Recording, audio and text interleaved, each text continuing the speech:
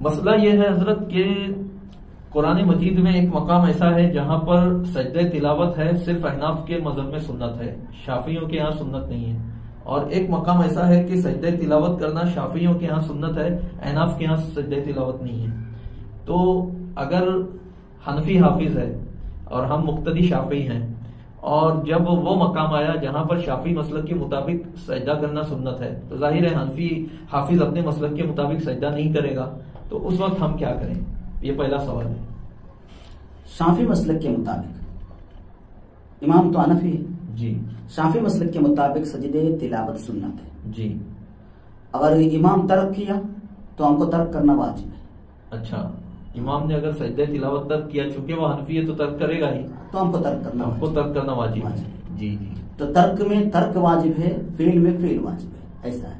لیکن سورہ صاد میں ہاں، حنفی نے اگر سجدہ کیا تب بھی مقتدی شافعی مقتدی سجدہ نہیں کرے گا. جی. وہ اس لیے کہ وہ مطلوب ہی نہیں شافعی مسلک کے مطابق. جی جی جی. یہ 15 مقامات ہیں. مطلب شافعی انتظار کرے گا، انتظار کرے گا، کھڑے کھڑے انتظار کرے گا. جی. اگر اس نے سجدہ کیا حنفی امام کی ابتدا میں تو سورہ صاد کا جان بوجھ کر جانتے ہوئے حنفی امام کی ابتدا میں سجدہ کیا تو نماز باطل ہو گئی، ٹوٹ گئی. جی. اور اگر حنفی امام انجانے میں کیا، بھولے سے کیا تو نماز باطل نہیں ہوگی.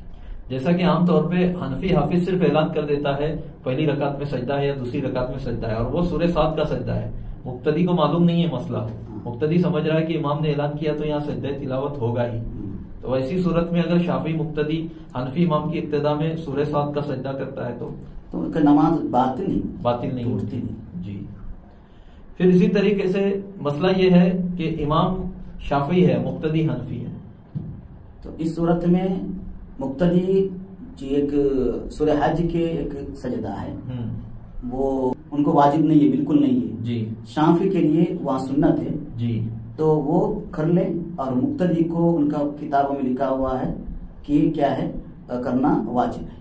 اچھا، ابتدا کرنا واجب ہے. امام شافعی کی ابتدا میں حنفی کا سورہ حج کے وہ سجدہ جو ان کا نہیں ہے، جی، اس کو کرنا واجب ہے. اچھا، امام کی ابتدا میں واجب ہے حنفی کے لیے کہ سورہ حج کا وہ سجدہ جو احناف کے نزدیک وہاں سجدہ تلاوت سنت نہیں ہے، لیکن چونکہ امام شافعی ہے اور وہ اپنے مذہب کے مطابق سجدہ کر رہا ہے تو حنفی پر واجب ہے کہ وہ ابتدا کرتے ہوئے سجدہ کر دے، اور اگر نہیں کرے گا تو وہ ترک واجب کی وجہ سے جو ہے نماز دوہرانا پڑے گی اس کو.